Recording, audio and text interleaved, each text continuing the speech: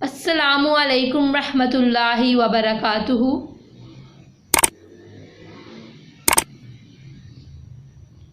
My name is Dr. Zainab Aroop and I am physiotherapist. آج جو میرا آپ کے ساتھ لیکچر ہے وہ ہے سورۃ الانعام کی آیت نمبر 56 سے لے کے آیت نمبر 59 تک. سٹارٹ کرتے ہیں.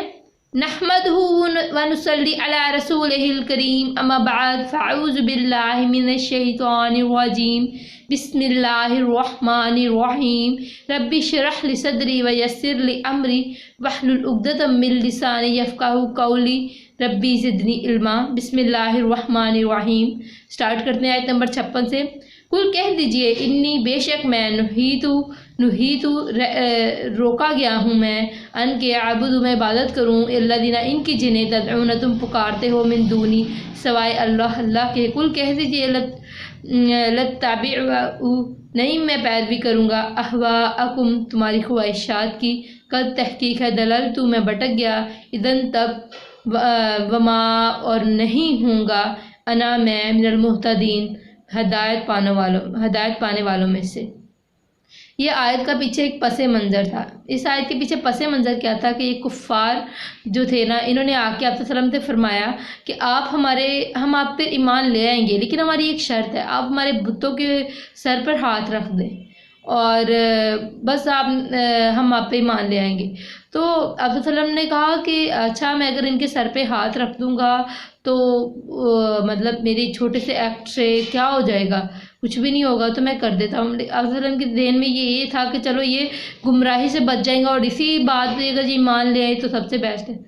تو اللہ تعالیٰ نے تبھی روک دیا. اللہ تعالیٰ نے کہا کہ نہیں یہ نہیں ہو سکتا, توحید میں کبھی کمپرومائز نہیں کرنا. آپ نے کبھی بھی چھوٹی چھوٹی باتوں کی وجہ سے توحید کمپرومائز نہیں کرنا. آپ نہیں کر سکتے اس چیز کو کمپرومائز. آپ وسلم کو تبھی روک دیا گیا کہ آپ نہیں یہ کر سکتے اور آپ ان کو نہیں مطلب یہ اگر راستے پہ آنا چاہیں تو بغیر شرطوں کے آئیں گے, کیونکہ آپ اگر ان کا ایک مطالبہ پورا کریں گے تو کل کے یہ اپنا دوسرا مطالبہ لے آئیں گے.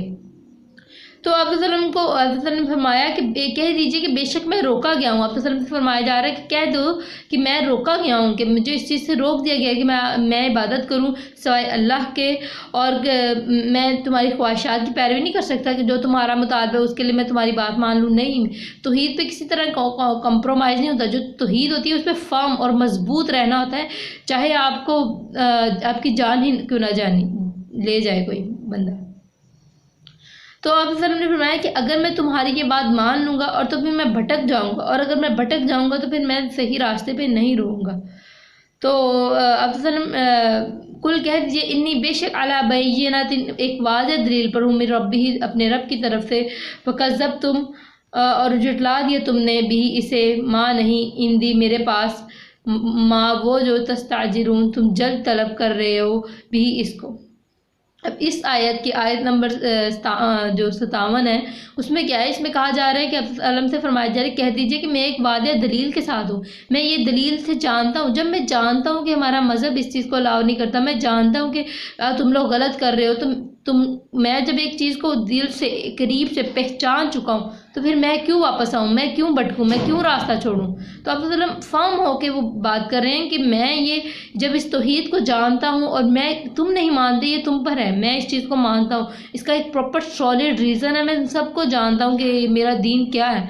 تو تم جھٹلاتے ہو کیونکہ تم مانتے نہیں ہو. میں نہیں جھٹلاتا, میں اس ایمان کو اس دین کو قریب سے جانتا ہوں. تو آپ وسلم فرما رہے ہیں کہ میرے پاس جب بات پر مطلب میں جس بات پر قائم ہوں, جس سالڈ ریزن پہ میں آج بھی قائم ہوں, میں اس راستے سے نہیں بھٹک رہا. تو یہی کہہ رہے کہ میرے پاس ایک واضح دلیل ہے اور اگر تم اس کو نہیں مانتے کہ تم پر ہے, لیکن میں اس چیز کو مانتا ہوں اور میں اسی چیز کو مانوں گا جو میرے رب نے میرے تک مجھے واضح طور پہ دلیل میں واضح کر دیا.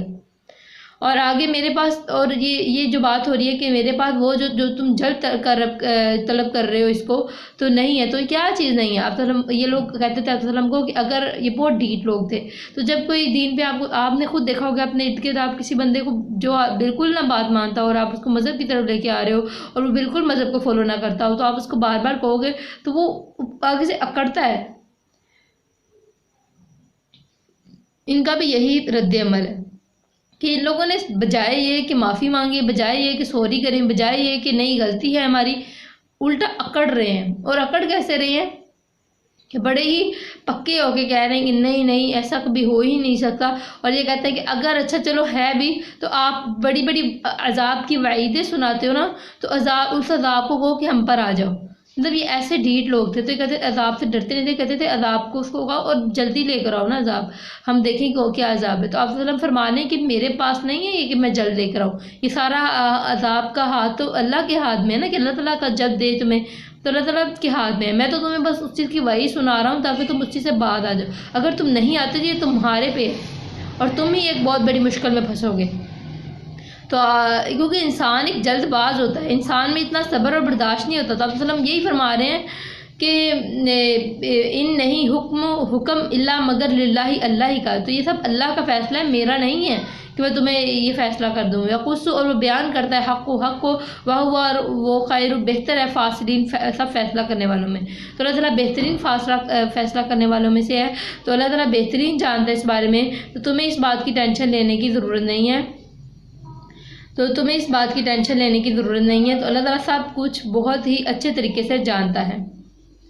اور آگے ہے کل کہہ دیجئے لو اگر انا بے شک اندی میرے پاس ہوتا، اب آگے آپ صرف فرمانے کہ اگر میرے ہاتھ میں ہوتا تو میں ایک جلدی فیصلہ کر دیتا، کیونکہ انسان میں نے بتایا جلد باز ہوتا ہے اور انسان میں اتنا صبر و برداشت نہیں ہوتا، اللہ تعالیٰ تو بہت بردبار ہے۔ اللہ تعالیٰ ہماری آپ خود اپنے آپ کو دیکھیں کہ آپ نے کتنے بڑے گناہ کیے ہوں گے، کہ ایسا گناہ بھی کرتے ہوا کہ وہ اگر سوسائٹی میں کسی کو پتہ لگ جائے یا کوئی ایسا گناہ ہو تو آپ مطلب کہ ساتھ والے کو پتہ لگ جائے تو آپ کتنا شرمندہ ہو اپنے ان گناہوں پہ، کہ اللہ تعالیٰ نے آپ کے اوپر کتنا پردہ رکھا ہوا ہے اور آپ کے کتنے راز رکھے ہوئے ہیں۔ تو یہی فرما رہے ہیں کہ جب ان کے اوپر عذاب کا وقت تھا، آپ تعالیٰ فرما رہے ہیں کہ اگر کل کہہ دیجیے لو اگر انا، اللہ تعالیٰ فرما رہے ہیں علیہ وسلم کو کہ آپ کہہ دیجئے کہ اگر انا بے شک ہندی میرے پاس ہوتا ماں وہ جو تستعجلون تم جلد طلب کر رہے ہو بھی اسے لقضیہ البتہ فیصلہ کر دیا جاتا الامر معاملے کا بینی درمیان تمہارے وبینکم اور درمیان میرے وبینکم اور درمیان تمہارے واللہ اور اللہ علم خوب جانتا ہے بالظالمین ظالموں کو۔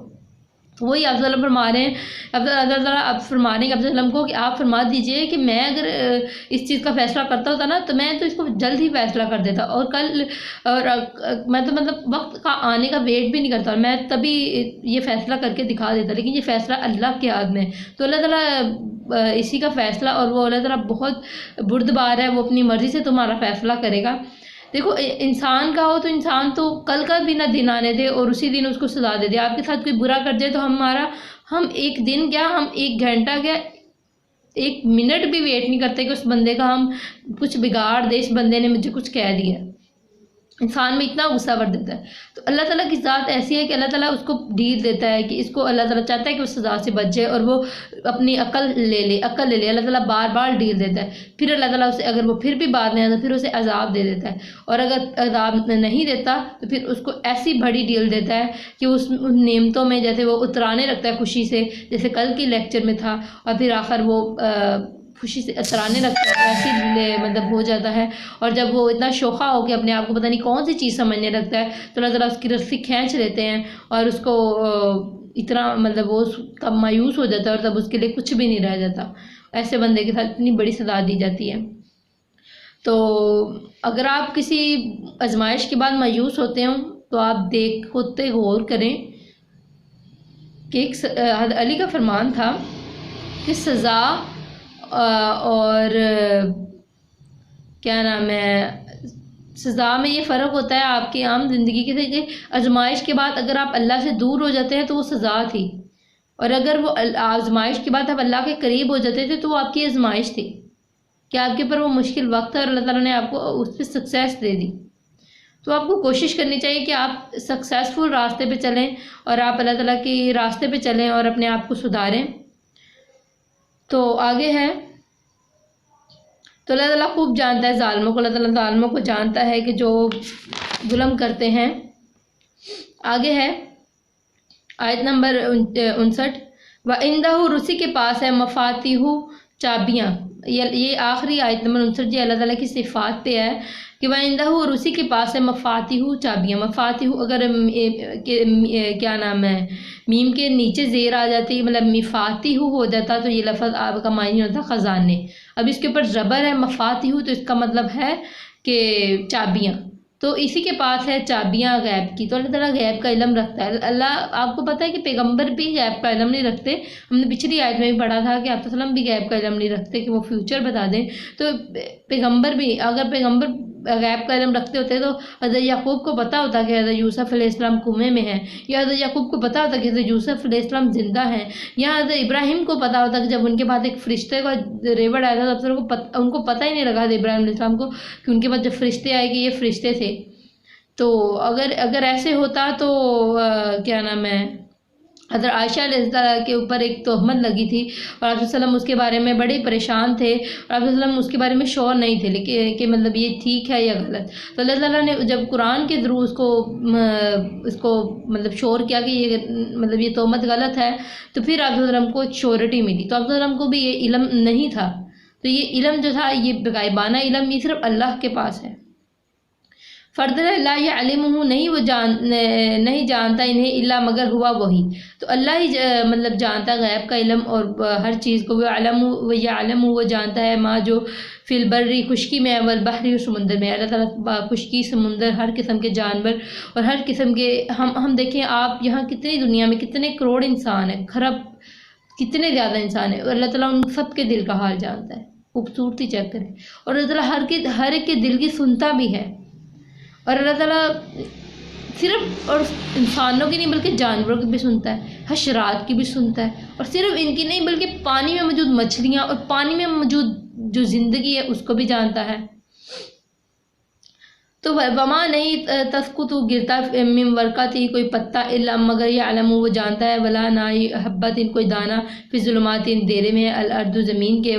تو اللہ تعالیٰ یہی فرمایا جا رہا ہے کہ اللہ تعالیٰ سے کوئی چیز چھپی نہیں ہے. اب اللہ تعالیٰ نے پتوں پہ اگر گرنا لکھا تو پتے ہی گریں گے, شاخیں نہیں گریں گی. تو اللہ تعالیٰ کے پاس ہے ہاتھ میں کہ وہ پتوں کو گرائے یا شاخوں کو گرائے, یہ کس کو کیا کرے, اللہ تعالیٰ جانتا ہے. اگر کوئی پتا روز دن میں گرتا بھی ہے تو اللہ تعالیٰ کے ریکارڈ میں وہ بھی چلا جاتا ہے کہ اس کو پتا گر رہا ہے. اس طرح اگر کوئی دانہ گرتا ہے تو اللہ تعالیٰ اس کو بھی جانتا ہے. ولا نہ رطبین, کوئی تر, ولا نہ یابس, کوئی خشک, الا مگر فی کتابی, ایک کتاب میں,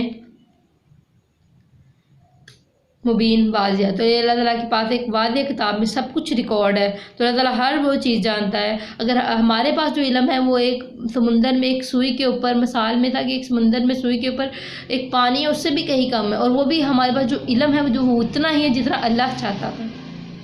تو اللہ تعالیٰ ہوپس ہو کہ آپ ان چیزوں سے ضرور سیکھیں گے. اللہ تعالیٰ آپ کو بہترین سیکھنے والا اور بہترین علم کو پھیلانے والا اور قرآن کی تعلیم کو بہترین سمجھنے والا بنائے. آمین. جزاک اللہ.